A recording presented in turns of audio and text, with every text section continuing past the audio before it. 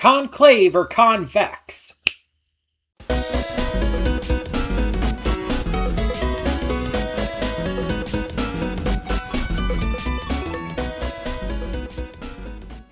Before we get to today's video, I want to take a moment to talk about Patreon. That's right, we are on Patreon now, and we have a bunch of tiers with a bunch of great rewards. You can subscribe and get things like early access to all reactions, depending on your tier, depends on which reactions you get early access to. You can vote on polls exclusive to patrons that will help determine future reaction series and more. You will get to just have various choices in terms of like getting to choose future reactions I react to, getting to choose first impressions I check out, all kinds of different rewards, and possibly more coming in the future. We're still new at this. We're still figuring things out. It's a process. It's a process. But we have multiple tiers, so whatever you would be able to donate, if you're able and willing to donate, is appreciated. It helps me out, it helps the channel out, it helps us grow. It's going to help just, standardly. It's just something new to check out. Plus, if you like getting the reactions early, that's also a plus. But it is optional. If you're unable to do it, that's completely fine. All reactions will come to YouTube just a little bit later, a week later or so. So that all being said, thank you as always so much, and let's get on with today's video. And with that being said, hey everyone, welcome to Princess Gay. I'm your host, Connie, and I'm an idiot. That cold open was so stupid. It was so goddamn stupid, but I didn't know what else to say because I don't know what this movie is. This is a donation reward for Dice, so thank you, Dice. This was a donation reward as part of your membership on Patreon. So thank you for joining, and hope to see what else you have to offer to the channel in the future, in terms of future movies and other reactions. But Conclave. So yeah, I don't know what this is. Apparently came out like a year or two ago. That's all I know about it. I don't know who's in this. I don't know what the plot's about. I don't know if this is one that just completely went over my head and I've just never really heard about, or if it just wasn't a big movie. Maybe it's an independent film. Because sometimes I don't hear about a lot of those. I only hear about the ones that are like either like really, really big ones like, MCU projects or big name horror films, or the ones that just have a lot of advertising. And maybe this one didn't have a lot of advertising. Maybe it's an independent film. I don't know. I, again, don't know anything about it, but I'm always interested in checking things out. So honestly, not knowing anything about it just makes it as blind a reaction as possible. The title Conclave, outside of my stupid joke in the cold open, a conclave, isn't that like a religious institution? I think. I might be wrong about that. But I think a conclave is like kind of like an old school religious institution. I don't even like, I couldn't even tell you what kind of institution, but I think it's related to that. Let me look it up. I don't normally do this, but I'm actually very curious. I'm just going to look up conclave definitions so I don't like get any spoilers for the movie.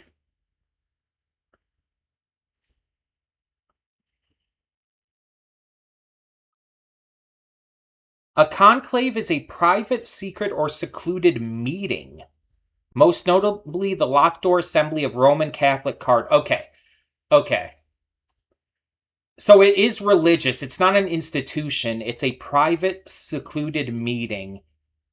And I guess the most notable one is the Roman Catholic Cardinal. So I guess that's maybe what this might be about. But I guess that it could be other things too. So I guess it's not necessarily that. It's just that's like maybe the most famous example of a conclave. I knew. I guess I was completely right in that it had to do with religion, though. I mean, I'm Christian.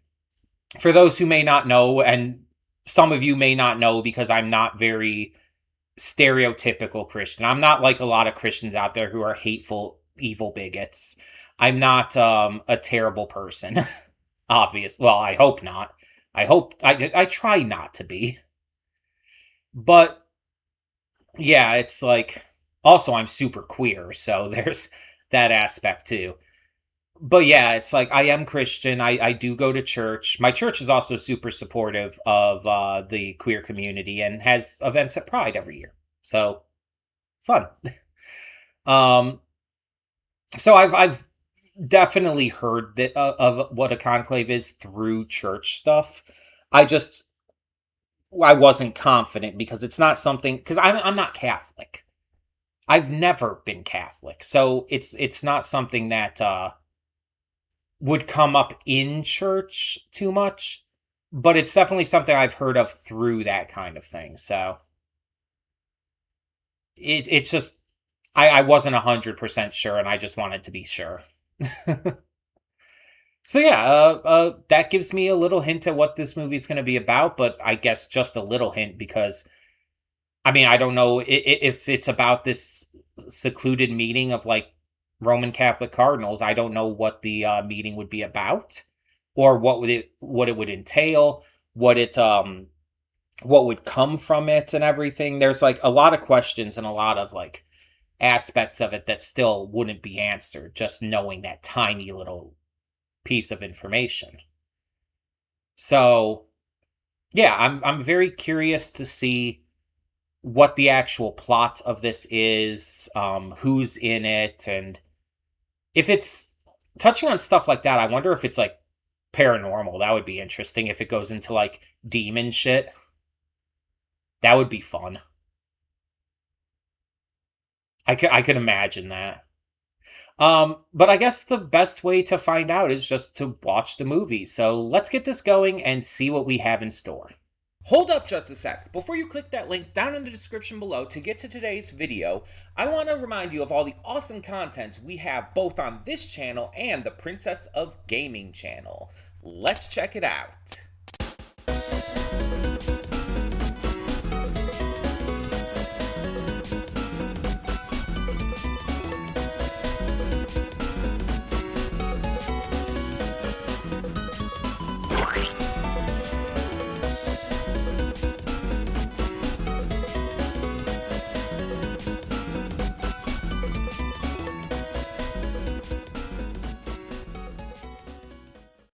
Welcome to the Afterthoughts. We'll begin with spoilers in 3, 2, 1, now. So first off, I actually wanted to check something related to this movie, and I wanted to see like because I talked about in the reaction. I don't know a huge amount about the papacy. I don't know. I've never been Catholic, so everything I mostly know from other people and from doing a little bit of research, but most of that has never been into the papacy itself. So I want to look up is there an actual Pope Innocent? And there's been 13 of them. It turns out that like he would be the Pope Innocent the 14th. The last Pope Innocent was only in the seat of the Pope for a few years, from 1721 to 1724. But the very first one, Pope Innocent the First, was from the years 401 to 417. So it's actually it's really interesting to like find that out that is actually a real name for a pope. That is actually a real thing. So obviously this story is not like a true story. It's like the idea is like it shows kind of like the process that's done through the voting, and kind of like this big drama, this big thriller and mystery about like all the secrets held by these different members of the Catholic Church, the archbishops and cardinals and all, as well as trying to figure out who would be best for the position of the next pope and getting them elected. And as I stated in the reaction, there were only 3 real candidates that were good. And that was obviously Benitez, who, was the one who was elected.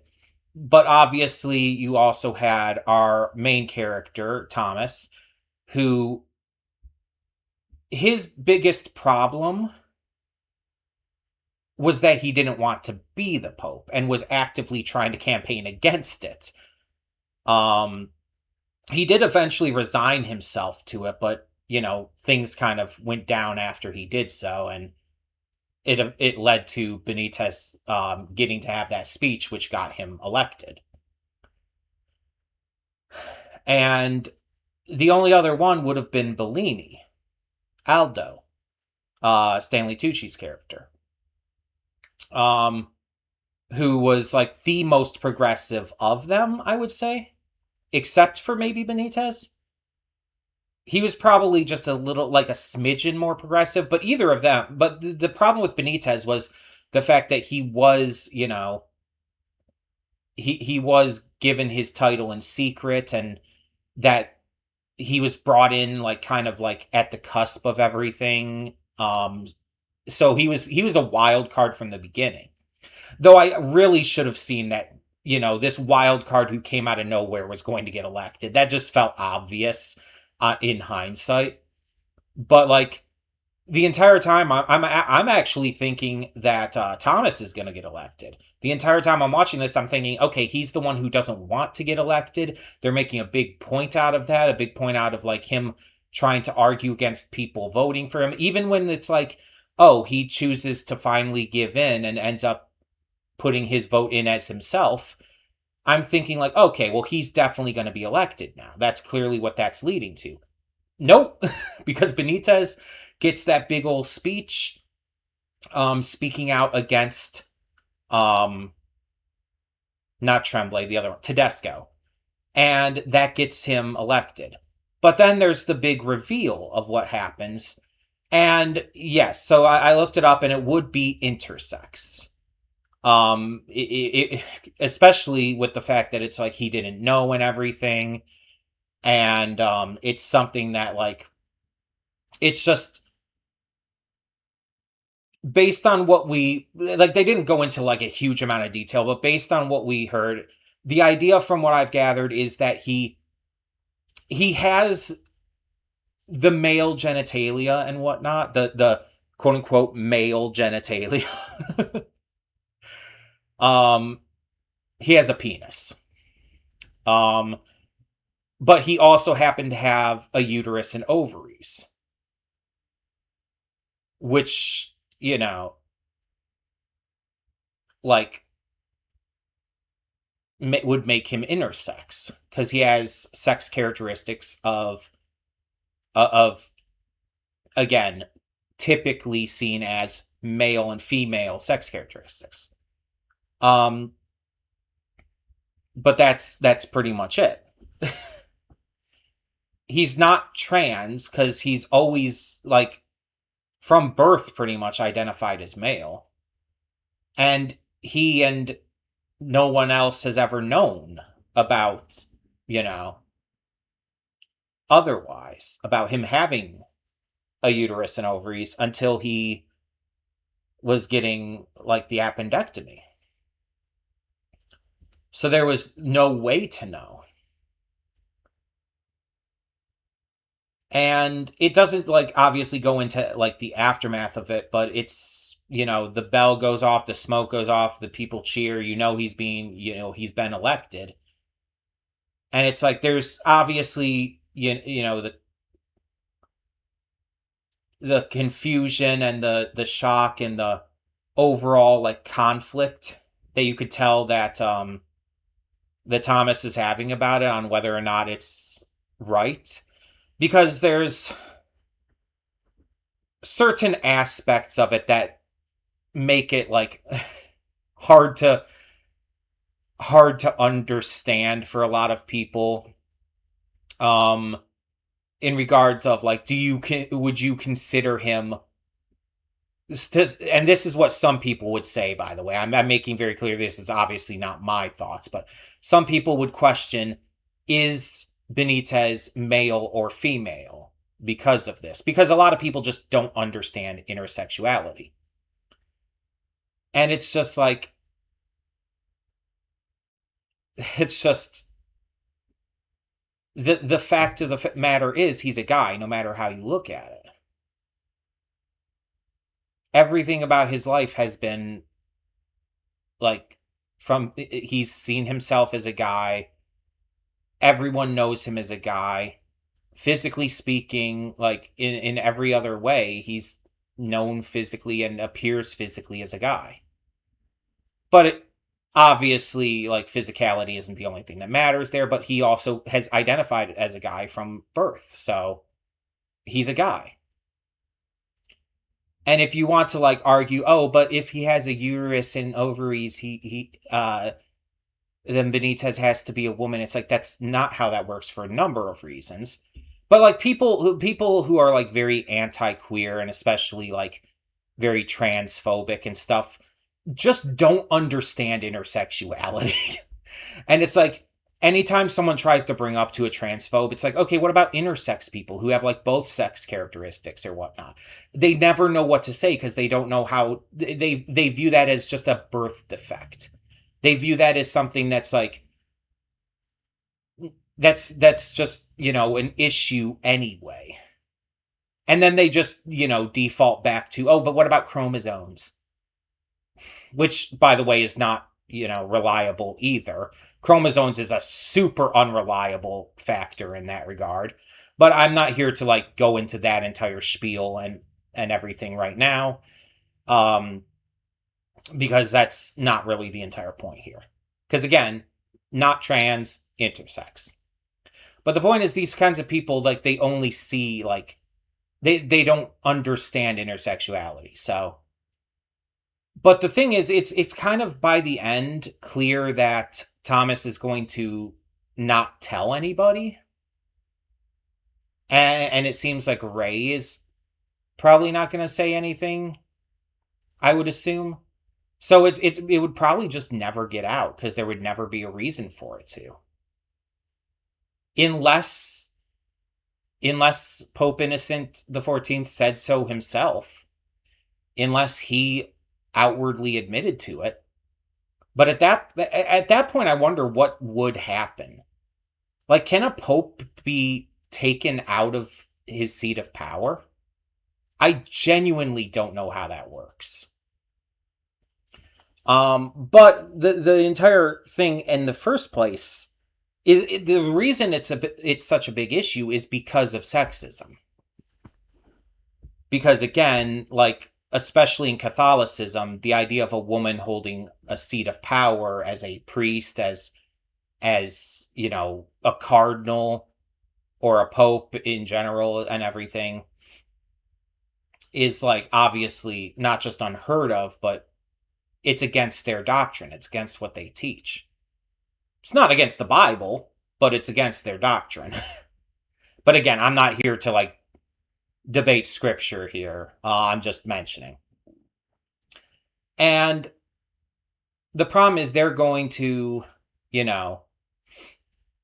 if that did come out, like, they would obviously argue that it was illegitimate.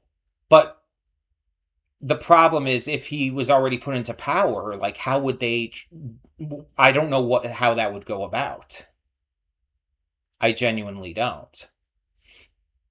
And either way, the thing is, the only ones who knew would be the doctor who was doing his appendectomy, the late Pope, who's now dead, who, by the way, completely, from what we gathered, signed off on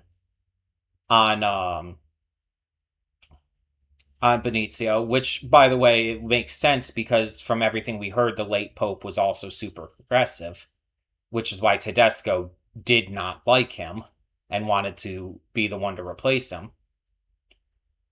But on top of that, it just seems like he was put into this position by people who knew. And now the only two who would... Well, I don't even think Ray fully knew, right? Because Ray only knew about, like, the surgery generally. He didn't know, like, what the surgery was. because Thomas had to actually go to him, had to go to the new pope to talk to him and ask him about it in private. He didn't know ahead of that, and you could see the shock in his face when he found out. So yeah, it's really fascinating. But him, with Thomas being one of the more progressive ones, being like, who was super on the side of Bellini, who was outside of Benito the most progressive candidate. I feel like he wouldn't say anything just because of that, just because it's like, while it's a shock to him and while it definitely like flips things on its head in terms of like typical Catholicism, it's like, I feel overall that he would, after giving it some thought and everything, would probably not care all that much, because it's clear that he had the policy and the ideals that Bellini has, and so it's like he's a candidate that Thomas would support, would ideally like stand behind. It feels very much like one of those cases where it's just the shock of the situation and of finding this out that was leading him to feel so conflicted in the end. But like once he got over that initial shock and started thinking about it, it wouldn't matter to him. And we know I definitely do not in any way think Bellini would have a problem with it.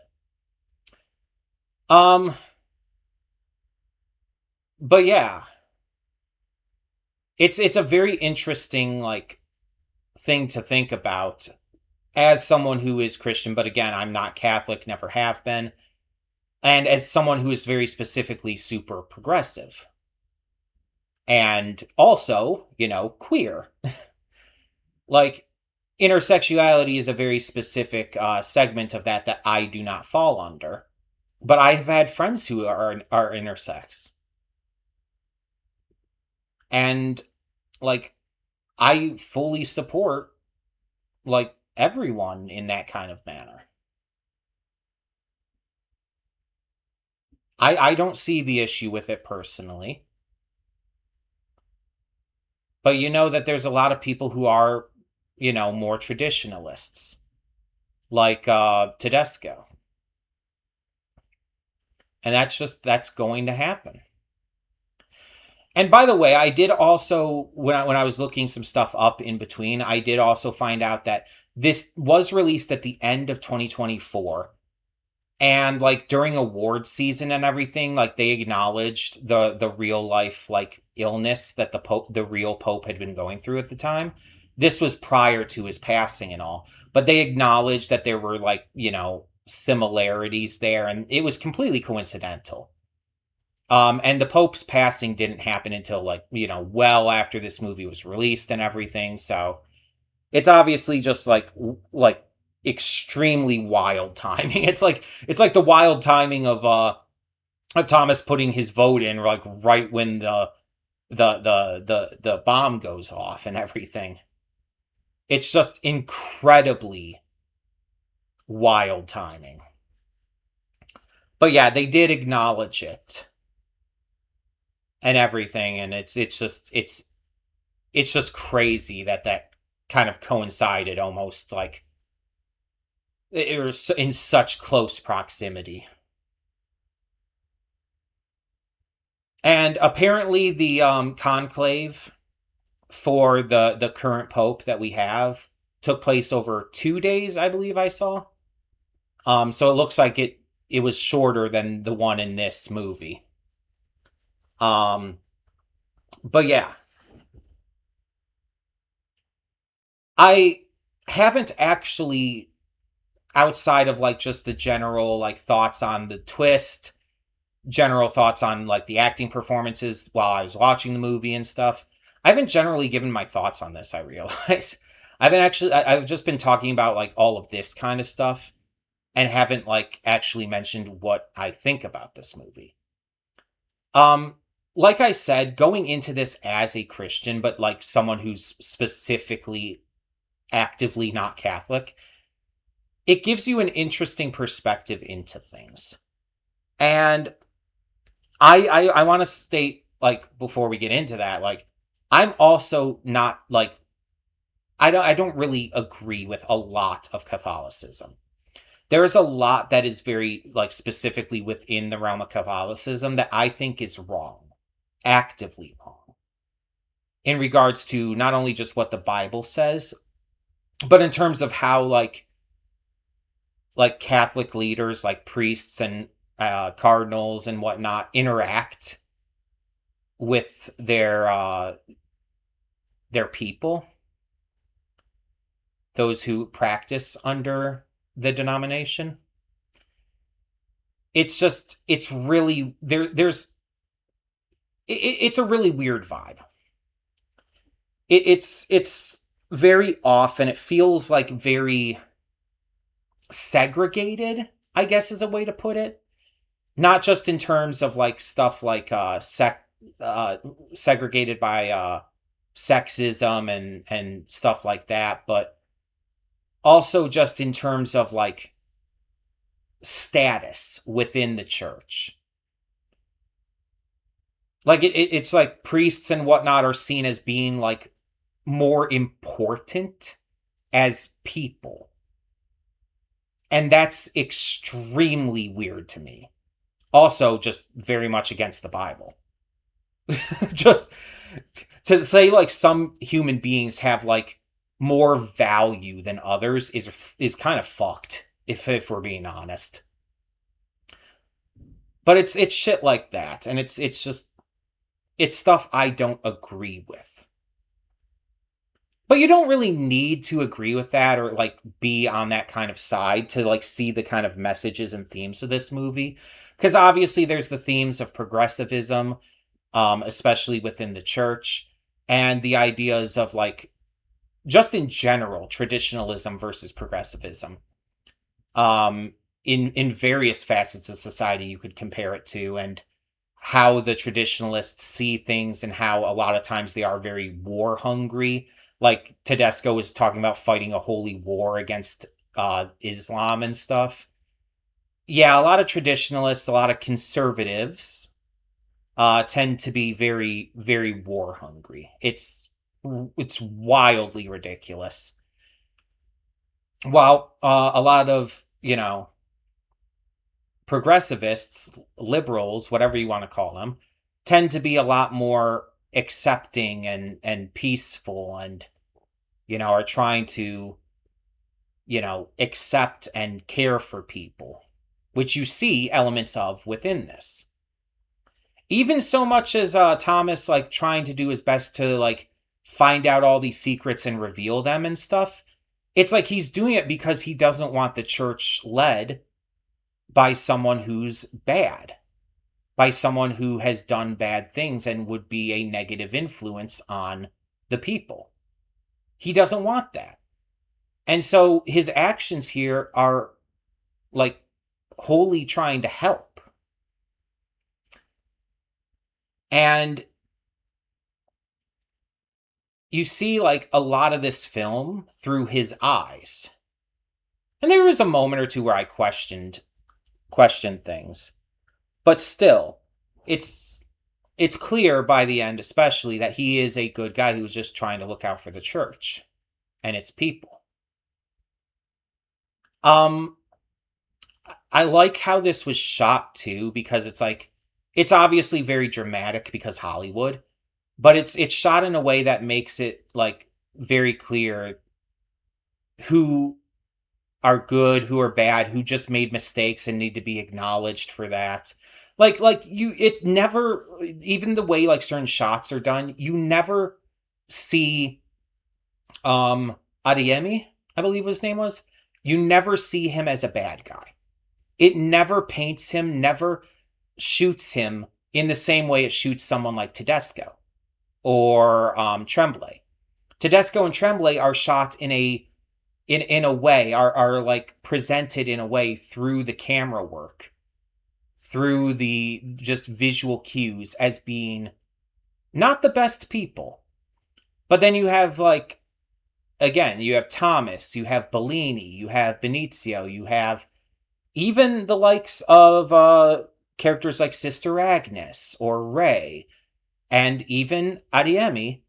They're painted as, like, characters who aren't perfect, but they're human, as was stated in the movie. They're people. And I like the way that it's shot like that, to where it makes it clear kind of who you can trust, in a way. Thomas is the only one that you kind of doubt. But that's because it's like there's almost the questions are brought up against him. And you start to wonder if, like, maybe the conspiracy is that he is kind of planning everything in his favor. But you kind of feel bad by the end, because it's like, again, the way everything is shot makes it clear he's not, and you're kind of falling into the trap of the dialogue and what's being said against him, especially by Tremblay, who, like, tries to, turn it around on him when he accuses Tremblay of all the mishandling of stuff he's done. So yeah, in terms of its pacing, with it being 2 hours, it never felt like it was dragging on. It felt like it was paced as well as it possibly could have been. It never felt too short. It never felt too long. It was just right, to quote Goldilocks, basically. Yeah, it was fantastic in terms of, again, the acting was great. Apparently Tremblay was John Lithgow, which I didn't realize somehow. I have issues with him too, especially lately. Because he's also just like Ray Fiennes has been kind of defending J.K. Rowling lately. Though he has made a clear statement that he doesn't believe in the kind of things she's been saying, but he also says a lot of what she's been saying has been, like, out of context, and that she's been doubling down on it to her detriment, which, just a lot of bullshit. So it's like he's been giving some conflicted feelings lately too, but John Lithgow's always kind of given me that feeling, to be fair. And I don't think I recognized any of the other actors in this besides him, Stanley Tucci, and Ray Fiennes. So I think those were the only 3 I recognized. But everyone, even the ones I didn't recognize, did a fantastic job. Like, all the performances were great. The emotions they got across, just even little micro expressions on their faces during certain moments, like, really told you everything you needed to know about how they were feeling at any given time. It was really well done. And just in terms of pure entertainment factor, because obviously that's, important to me as someone who is watching this content, like, basically as a job, and who has to, enjoy what I'm watching. I was hooked the entire time. I can dig a good mystery, especially when it's, like, connected to, like, such kind of like a big event. Because, like, if you really think about it, not much actually occurred in this film. It took place over a few days, and it was just about this papal election. It was just a few days of them electing the new pope and trying to figure out who would be best and having the multiple votes to get that majority. There were some moments of, like, trying to figure out the mysteries centered around, like, these conspiracies with the different candidates, but it's like, it wasn't like one of those movies where you have a lot of moving parts. It was a very simplistic film, and sometimes simple is better. Even if it's a longer movie like this, sometimes simple is better. Because you can say more with simple, because you don't have a lot of moving parts. You don't have a lot of, like, crazy shit going down to distract you from the messages and themes. And I think that this handled that extremely well. Entertainment-wise, like I said, I was hooked the entire time. I was invested. I was trying to figure it out. And even then, the twist at the end, like, caught me so off guard, because it's just not something I was ever going to be expecting. And I mean that in the best possible way. Honestly, this might be preemptive to say because I think I have to like give it some more thought, but I think this movie might be perfect. I think it might be joining my list of the very few perfect films I've seen, but I really do have to give it some thought. It's one of those that I feel like is on kind of the cusp no matter what. It's not one of those that is like so aggressively blatantly perfect that it's not even a question for me. Like 12 Angry Men is my favorite movie of all time and is like the movie I consider to be the most perfect film of all time. That movie would never be a question to me. I've always considered that movie perfect since the first moment I saw it. So it's like that one would never like I wouldn't even have to think about it. But this one's more on I guess you could say the lower end of that spectrum. It might I genuinely think it might be perfect, but it's not like as solidly clear as other films have been. And some people might say, "Oh, but if you have to think about it this much, then that means it's probably not." And you're right. It does mean it is probably not. And there's been a lot of movies that I've reacted to where I've had to think about it and I came to realize, no, I don't think this is actually perfect. I think that this movie is close. It's still a 5 out of 5 star, but I wouldn't call it perfect. And that's why I have to give it some thought. Because most movies that I have this question with aren't. And I wouldn't consider to be. But there are occasionally some movies that I have to give it some thought, and the more I realize it, the more I think about it, the more I realize, yeah, it is. And there's actually been like a couple movies where I've actually realized on rewatches that it's perfect. That it's actually taken me multiple rewatches that it's really kind of clicked in my head. It's like, oh, there really isn't anything bad with this. There really isn't anything I could complain about. There is nothing about this movie that I wouldn't consider perfect. I can even give you a specific example. Nimona. The animated film Nimona is one that was like always a 5 out of 5 star for me. But it was only after a bunch of rewatches, after having seen it so many times, that I actually kind of just like came to the realization. And it's like, huh. I have seen this many times, have not just enjoyed it this much, but seen it as like kind of one of the pinnacles of animation, period. Why don't I consider this perfect? And I thought about it some more. I'm like, no, I think I do. And I just never really realized that I never put it together. I never like accepted it. It's like there was a part of me that was trying to tell me, like, it can't be, can it? And I think that was like the little voice inside my head that was like, oh, if Disney passed on this, it can't be perfect, can it? But then again, it's like thinking about it, it's like, no, but it is. It actually is. And so it's like it took me quite a while to get to that point after the first time I saw Nimona. Like it was nowhere near like the first time. I'd seen the movie well over a dozen times by the time that I ever got to that point. I don't remember exactly when it was or how long after the first time I saw it was, but still, you get the point. I don't know. Again, I'm just gonna have to do this some thought, but I I think it might be. Like if I were to give it like a score out of 100, I'd say like I'm 99% sure it might be, which is very fucking close. But yeah, this like either way, again, no matter what, this is a 5 out of 5 star. No matter what, this is a top tier film. It might end up being like something like Everything Everywhere All at Once, where it's like just on the cusp of being perfect, but doesn't quite reach it for me. Or it might be something like Nimona, where I come to realize it down the line. I don't know.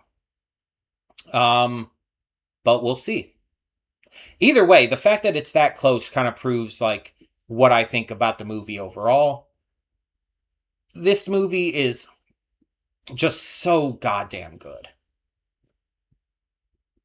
It's intense, it's thrilling, it's shocking, it's investing. And